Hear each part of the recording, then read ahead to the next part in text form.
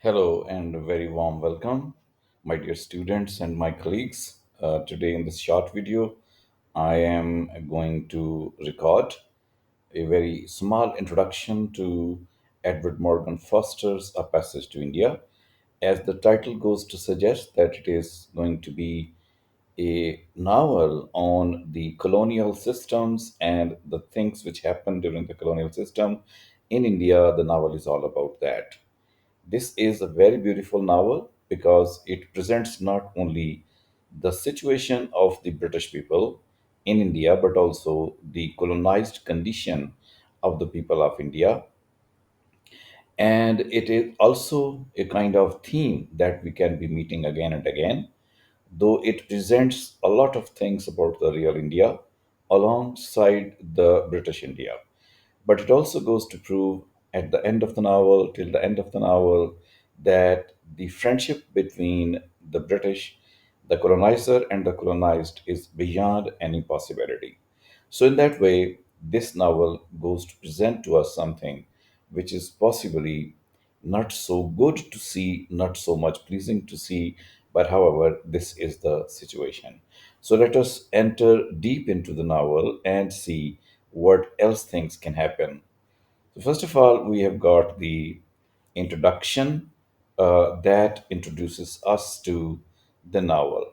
The introduction says Foster's A Passage to India is a novel that explores the complexities of British colonial rule in India and resulting tension between the colonizer and the native population.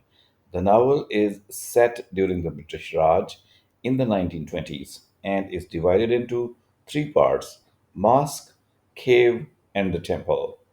If you look at the right side of this slide, the picture also goes to show a maze of different arches. And in that maze, one does not feel like becoming recognized, and rather one feels like lost. The similar kind of thing happens, lost in the confusion, and ultimately nothing comes out of that. The novel is therefore all about this when the colonial system was going on.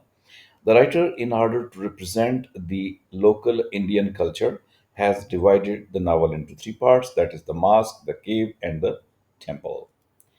In this novel, the first part is the mosque that represents the Muslim side of the Indian culture.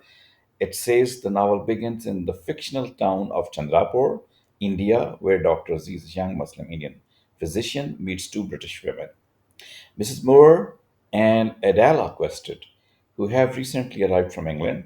Mrs. Moore is the mother of Ronnie Heslop, the British city magistrate of Chandrapur, and Adela is Ronnie's fiancée. Mrs. Moore and Adela are keen to see the real India rather than just the British social circle.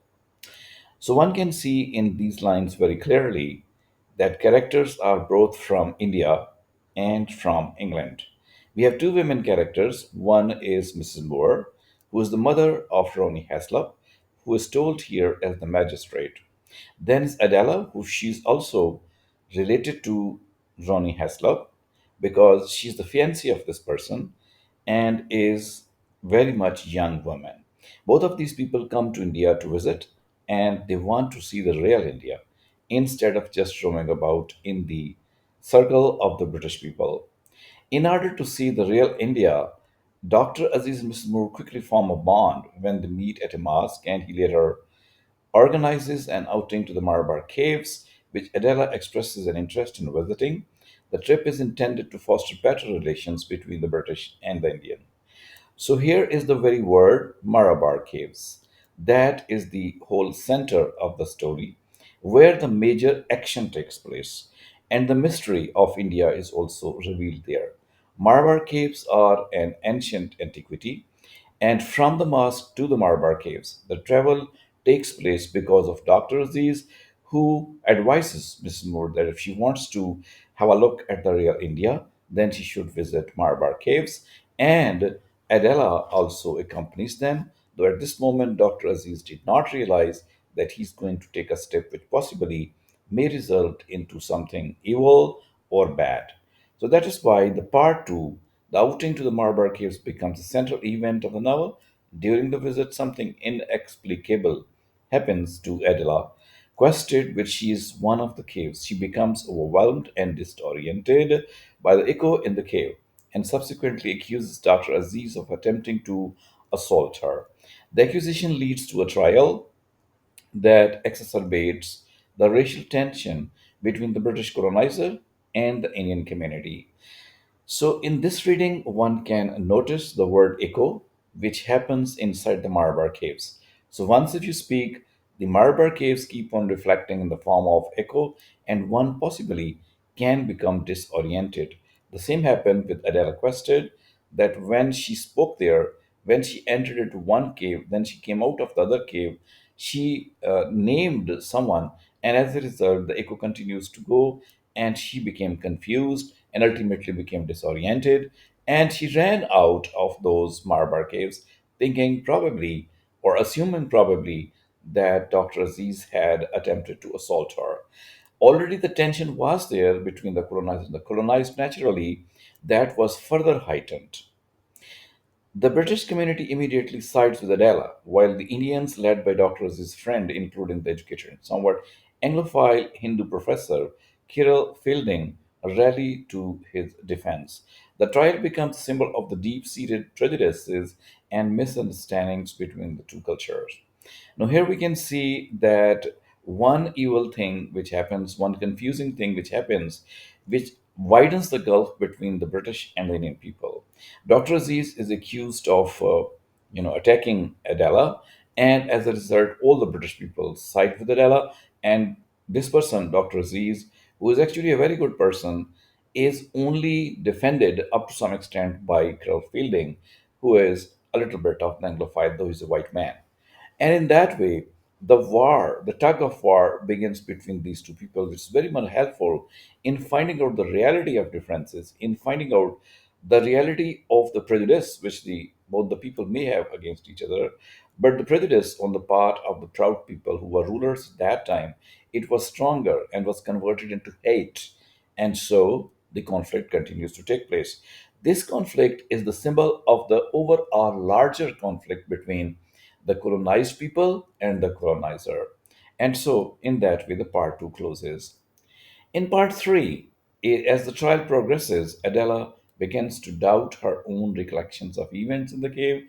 During the trial, she admits that she might have been mistaken about Dr. Aziz's actions. Leading to his acquittal, however, the damage has been done, and the relationship between the British and Indian characters is further strained.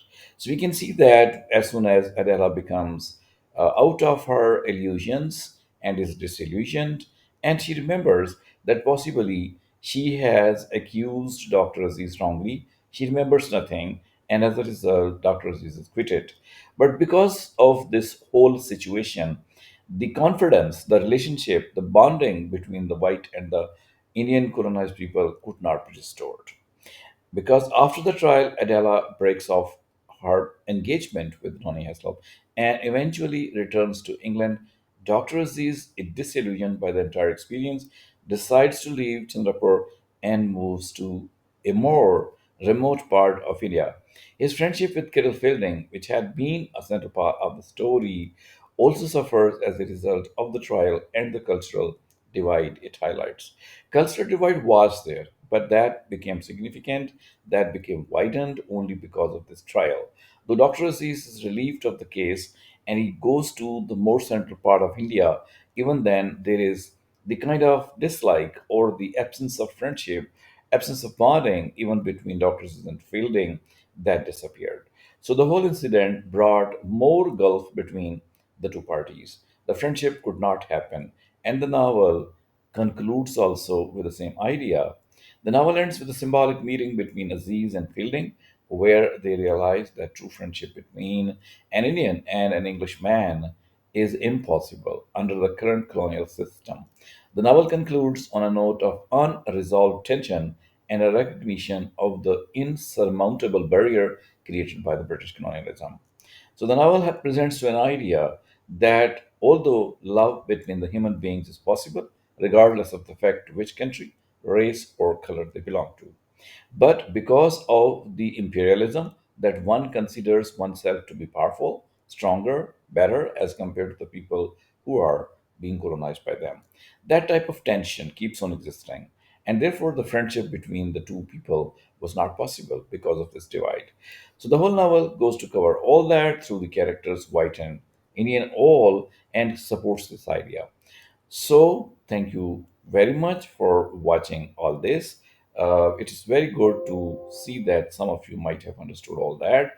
So, keep happy till the time next video comes to you from my side. And thank you for watching. If you like it, do not fail to hit the subscribe and the like button also. Thank you for watching. See you in some